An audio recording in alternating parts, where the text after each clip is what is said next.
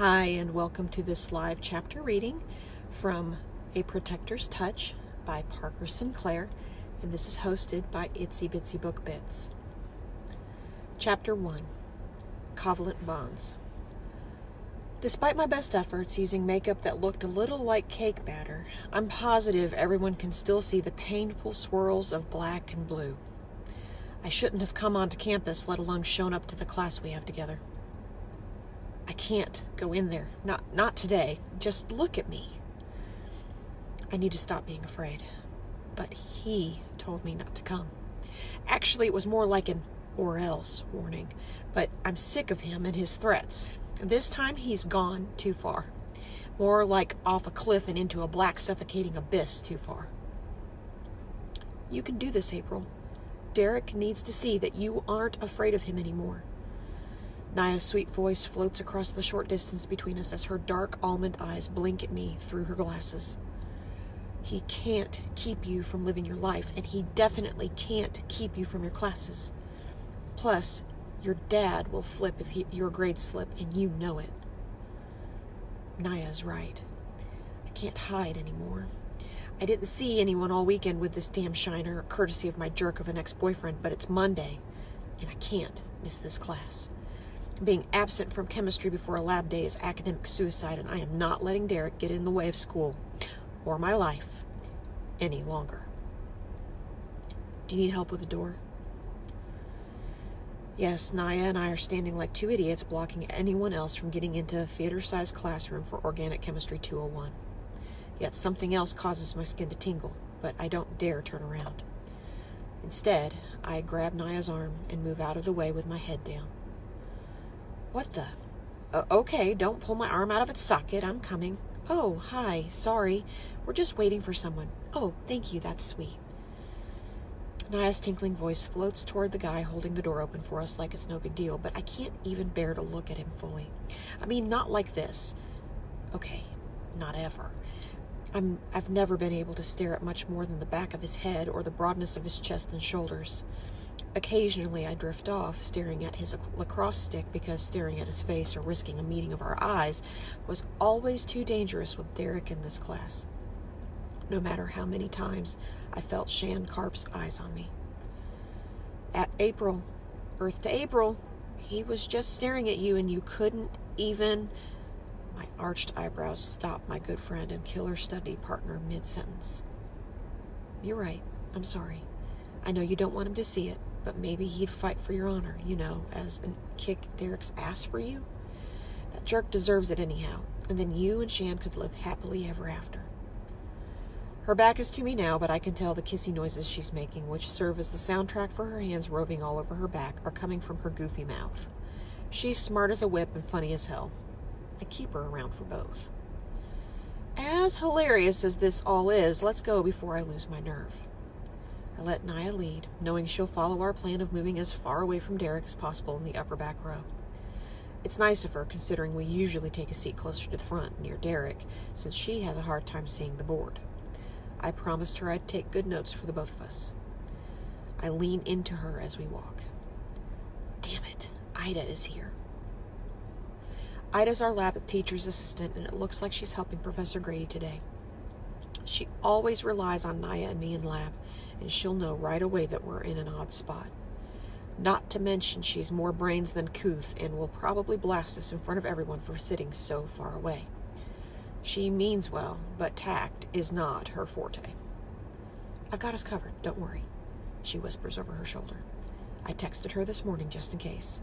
I told her you weren't feeling well and needed to keep away from everyone. She's so afraid of getting sick that she's the one who told me where we should sit.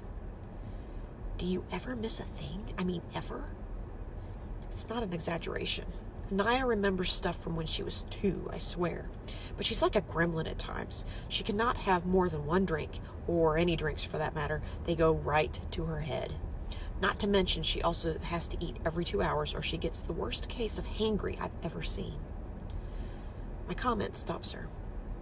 She spins around with stick-straight hair floating and then resting perfectly to brush the tops of her shoulders as she smiles while pushing her glasses onto her nose before continuing our trek toward our seat. I'm so envious with my out-of-control curls that loathe straighteners or hair dryers and brushes for that matter. Ponytails are my usual MO and a necessity as part of the cross-country team. I tell Naya it's practical. She says it's lazy. Well, she wakes up with hair like that, so I don't even want to hear it. Plus, I do primp. A little blush and mascara are more than some people do in college, thank you very much, especially those of us rolling into a 9 a.m. second-year chemistry class. Staring at her back, I should have noticed when she stopped, but nope. Instead, I smashed my nose right into her shoulder, causing her to drop the bag with a loud thud. Our indecisiveness took so long that all eyes and bodies turned to us when my best friend's book-riddled bag crashed to the floor like a sack of rocks as Grady moved toward the podium. Sinister laughter unleashes and my body tenses. It's Derek and his buddy Chaz. I don't even need to look over to confirm. Instead, I catch Naya's withering stare in a direction behind and below me before we take our seats with our eyes trained on the professor. Don't even give him a second to think he got to you. He's going to fail this class without you now anyhow, so maybe he'll just drop it eventually. We both know that isn't going to happen. Derek's one of the star soccer players. Coach Mack will get a harem of tutors to keep him eligible. I had just been convenient and an idiot. A convenient idiot at that. Thankfully, Ida walks toward my ex and his toady, shutting them up for good. She could be part giant, I swear. She's even taller than my 6'5" father and wider than some of the football players. As an exchange student from Germany, she's working her ass off on multiple degrees, hoping to have no problem securing a job and work visa. Nia chuckles. Chaz is such a dimwit. I wish you could have seen the look on his face when Ida came over. He may have even peed himself. We both allow ourselves a well-deserved chuckle before settling in for a long and difficult lecture by Professor Grady. I can't help my wandering mind at times. It's an insistent pondering as to why I let things get this bad with Derek. It has been an ongoing debate between Naya and me. Why does love have to make us so blind and stupid? Having thought of myself as a smart and even-keeled girl, I never thought I'd find myself in an abusive relationship, but it happened. After finally reading the books on female empowerment sent my way by my aunt and joining a support group, I found a way to end it for good. I know I'm not alone on how easily it can happen. I'm just feeling fortunate to have gotten out before some of the horrific things others shared in group became my reality. I touch my face mechanically and wince. Well, almost lucky enough. My zoning out moment ends abruptly thanks to Naya's pencil jab in the arm. Do not space out on covalent bonds, please. We need good notes for this chapter. The textbook is crap. She is right, and reading ahead as usual. I can't wait for the rant about our textbook later. I think Naya's plan is to take over the world of textbooks someday. She never met one she likes. Must suck to be smarter than the massive brains that came together to create the learning tool in the first place. It's okay. I'm on it. Don't worry. Someone stands up to my left, and I look up in time to see Shan leaving with his phone gripped tightly in his hand. It happens every so often, and I've spent time creating reasons for it while falling asleep mere yards away in my dorm room twin bed. Fantastical ideas lead me to concoct his life as a secret agent when he is called away on occasion for the safety of our country. My other thoughts weave a tale of him being a big brother, and when his sister needs him, he will drop anything for her in a heartbeat. Lastly, and the one I hope isn't true, is that the caller is his girlfriend. No, Shan doesn't seem the type to leave class over something as trivial as a needy girl. He's a good student and balances lacrosse and school. No, he wouldn't miss class for something that isn't urgent. Well, whatever it is, I've seen him talk to Grady from time to time, and I can tell they have an understanding. Grady even seems sympathetic. I hope it isn't something awful like an ailing parent. Even though I've never met his eyes or spoken a word to him, I care about Shan and don't give it a second thought as I track his exit, hoping he'll return soon. Derek's, suck it. She doesn't have eyes for you anymore. Chaz hollers out despite Ida's previous warning. He may be Derek's toady, but he doesn't miss a chance to rile him up. Something that goes both ways. Shit. I can feel Derek's eyes burning into me without even seeing them for myself. He was always incredibly jealous of everyone, which is complete crap since he's the one who cheated in our relationship. What they've said in group is true. They tend to control and unleash jealousy because they know what they've done. And if cheating is easy for them, it must be for us, right? Derek doesn't know that I know about his other girls. I don't want to risk him hurting anyone else, though I think the girl who told me is already scared of him. But she didn't want to keep it from me if it pushed me to leave him. Kim was her name, a first-year theater student. Her short red hair beautifully reflected off the moonlight at the soccer house. She was nearly shivering when she spoke to me. Derek and I slept together, she said in a choked whisper while adjusting her collar and looking around. The small bruises, Derek's trademark, could be seen despite her best efforts. He called them love stamps, but that's not what they are. He likes to inflict pain, to mark someone as his for all to see. It's just another form of control with a stamp of violence.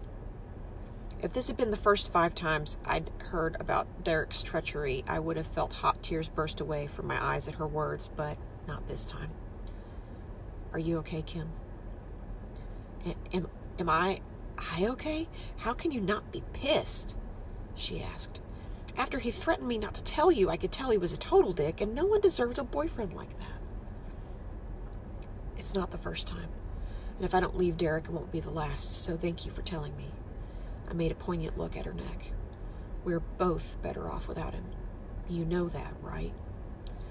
Kim was the one with the tears that time, ones that flew away as she nodded vigorously. Don't make the same mistake I did. Those love marks on your neck are only the beginning, and they only lead to more pain. I wish I had learned that sooner. Minutes tick by before I hear the creak of the door opening again and the footfalls I've grown to memorize as Shan's walk down the auditorium steps. I don't stare this time, only seeing him out of the corner of my eyes. His green t-shirt snug to his chest and his amazing hair are all I need to see for now. I had him in my bio class when we were freshmen last year, and I used to wonder what his room looked like and if I could somehow run into him at a party, but I never did. I met Derek instead. I feel myself relax with him back, exhaling like I had been barely breathing since his exit. I know Derek's looking again, and I don't care. Shan may not care or know that I exist, but he already helps me by just being around. People give off vibes, and his are warm, strong, and caring. I've seen him help Tim with his wheelchair, Ida when she had difficulty pronouncing a word, and Jack when he falls asleep. At least he doesn't smack him awake like I've seen Derek do to Chaz. God, I'm glad Derek and I don't have any other classes together. Enough already. Niall looks at me with squinting eyes. Sorry, pencil problems. More like mind problems. I'm barely even out of a relationship, a terrible one at that, and I'm pining over some guy in my chem class. It's so cliche. He doesn't want, what did Derek call me each time I tried to leave him? Damaged goods, baggage, a slut? Yes, all of those. I don't even think I know how to be with someone. Derek played so many games that my mind and my body are too confused to think of anyone touching a single part of me for a long time. Class ends, and Naya snags my notes from the desktop. These look good. I knew I didn't need to worry. I shake my head at her, knowing she was in fact worried the whole time. She's a bit of a control freak with school, but that's her thing. School is her life. Hey, we all have our things. Mine are running and reading. I get lost in my mind when doing either. Let's just wait till everyone's gone. I doubt he's going to sit out there till we come out. It hurts deep in my chest. She saw things so clearly when I didn't. Derek was my first love, my first everything. I was so busy in high school and overprotected by my parents that I did not have time to think about boys. Seeing it now, it was all wrong. I don't know how I missed Shan talking to Professor Grady and Ida as they walked up the steps toward the exit, but before I know it, Ida is calling out to me with the biggest "I am so sorry" smile on her face. Whatever she's just done, and with how well I know her, I know she has a good reason. I freeze in our row, not wanting to get too close for anyone to see the bruising on my face. Grady continues on after she smiles and nods while Ida and Shan look our way. My mouth goes crooked, as it does in every picture taken of me. I mean, ever. Oh no, I must look like a crazy person standing back here instead of moving forward, but I can't will my legs to move. Sorry to put you on the spot, April, but Professor Grady recommended that Shan borrow your notes from what he missed, seeing as you are the only ones here and some of the best in the class. It has kind of just worked out that way, if you don't mind. Well, shit. What am I going to do now? Plastering on a big smile, I look to Naya, who fumbles around before jumping into my rescue, moving in front of me in a clumsy and sad leapfrog-like maneuver. Sure thing, Ida. I just need to borrow them for a little while since I had a little trouble seeing some things back here, and then we can give them to, Shan, is it? Not being able to stop myself, I look up directly at my crush. And there it is, the first locked eyes moment between me and my object of affection from afar, Shan. A charming smile plays at his lips as he takes me in, being a gentleman, not tilting his head or moving his eyes much to look me up and down. I can still feel him on every part of me just the same. And then he stops. His smile leaves, and I can see his pupils dilate even from where I stand. He's seen it. I know he has, and he looks angry. Or, wait, is that disappointment? Whatever it is, he says something quickly to Ida before walking away. Away from me, away from my pathetic-looking face, the one that put up with Derek's crap for way too long. I am damaged, and Shan isn't having any part of it, or me.